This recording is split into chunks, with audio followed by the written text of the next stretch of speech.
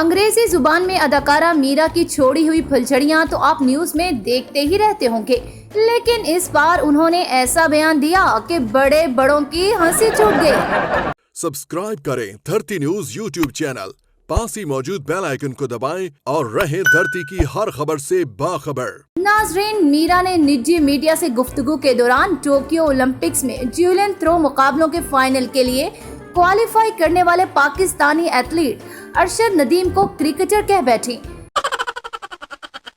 मीरा का कहना था कि अरशद नदीम ने बहुत अच्छी क्रिकेट खेली और पाकिस्तान का नाम रोशन किया। उन्होंने बहुत अच्छा खेला। खेल के दौरान उनकी मेहनत नजर आ रही थी।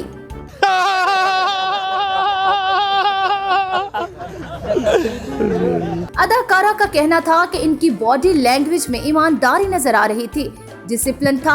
अरशद नदीम ने बहुत अच्छा खेला। हुकूमत को भी हमारे हीरोज पर गौर करना चाहिए। बताते चलें कि टोक्यो ओलंपिक्स में ज्यूलिन थ्रो के फाइनल मुकाबले में क्वालिफाई के बावजूद पाकिस्तान की जानिब से मेडल की आखिरी उम्मीद अरशद नदीम शिकस्त खा गए थे।